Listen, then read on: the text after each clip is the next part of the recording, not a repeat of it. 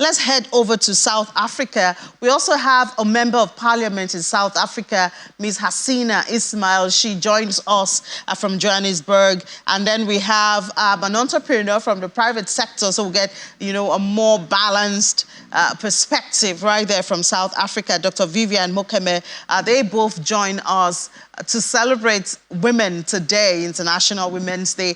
Hello, ladies. Good afternoon. Good afternoon. Okay, so let's start with the Member of Parliament, Ms. Ismail. We just spoke to a Nigerian who has been through, when it comes to the political route here in Nigeria. Share with us how it is as a woman in the public sector in South Africa. Is it easier than being a man or practicing here in Nigeria? Well, good morning to everybody, or rather good afternoon to everybody. I think everywhere is the same. I think, I actually got into politics simply because there are so many socio-economic, issues in the country, South Africa itself. And when you're looking at making the difference, I think the previous speaker spoke out to say, first and foremost, women are mothers. And automatically when you're a mother, you're an educator. And when you're an educator, you care. And when you care, you actually want to make the difference on the ground. And sometimes in order to make the difference on the ground, you have to go the extra mile. And when you go the extra mile, it's the time that you realize you actually have to join politics to make the difference. Because you can do as much as you want to, on the ground with social development or with social issues. You say people cannot afford food, or people cannot afford stationery, or people, our youth are not actually going forward, so you can have youth days, for example. However, that doesn't change the impact of your life. And that's where I actually joined politics, to say, in order to change the momentum on the ground, in order to increase, the life span of human beings, and to increase the, or rather to improve the impact on the ground, the social impact on the ground, is that was the reason I joined politics. I mean, I joined politics becoming a PR councillor. I joined politics then to become a ward councillor until I reached parliament. So I think, much more needs to be done at all spheres actually of government, and not only South Africa, but all across the world, to be able to say, are we doing enough to actually empower women? Because I think, we need more investment in many ways in order to say, is the woman in a particular family going to be able to be empowered to take care of the families? I mean, we have so many broken homes. We have so many single moms that are fighting every day just to put food on the table and to make sure that kids are taken care of. So there are not a lot of opportunities for women in business. I mean, the pay gap remains too big. There's not enough funding for women-owned businesses. And this actually includes, assistance with understanding business and legislation. So basically, I think much more needs to be done, although there are quite a bit of, women in politics, if I could put it. I mean, we have various parties, the ANC, the DA, the EFF, etc. But I mean, whether we have sufficient women in politics, I think we need to improve on that. All right, let's turn to Dr. Vivian now. She's in the private sector.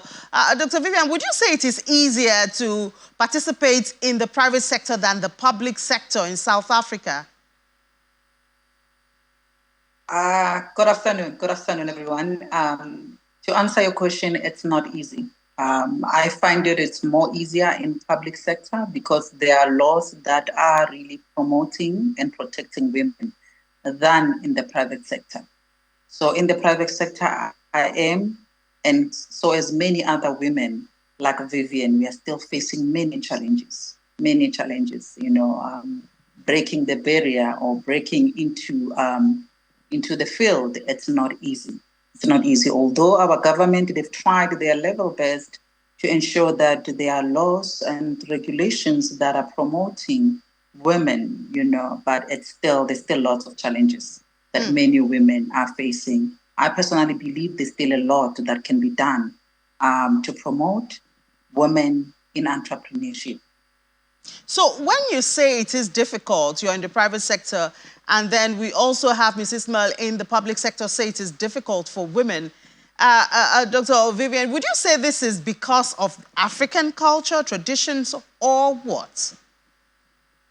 It is. That contributes as well. The and culture, it does contribute to that because most countries, they still perceived women as that object that is supposed to be at home, looking after the children, being at home, taking care of the family.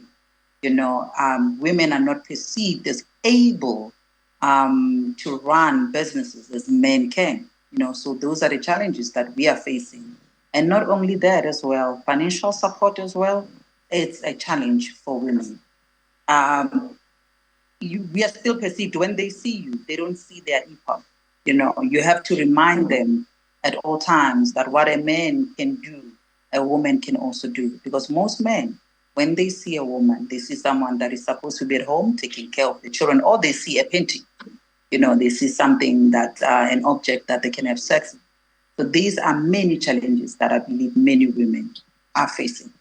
But we've come a long way as a country or as a continent, because I see more and more women breaking the barriers, more and more women trying, but it is not easy. There's so many challenges that we are facing. And because of the stereotype that a woman belongs in the kitchen, a woman is supposed to be taking care of the family. A woman is not supposed to be a boss. A woman is not supposed to be running companies. That is the stereotype that women like Vivian are fighting to change. So let's go to Ms. Ismail. You're in the public sector. We're talking about laws now to help accelerate this progress. How is it like trying to bring up laws or bills that will empower more women or bring more women to the limelight? How is it like in South Africa? Well, basically, I think with more women in the public space, whether it be in politics or whether in business, I think the fact that we have so many, would I say, issues regarding women and children, I think basically the narrative is changing. We see, like in the past years, we have seen women movements grow into social movements. I mean, looking at the Me Too movement or even the total shutdown here in South Africa, we can see that women equality has been forced onto the agenda of governments by women ourselves. Basically, women have actually forced the issue to be discussed now. So we are not equal. We have a long way to go.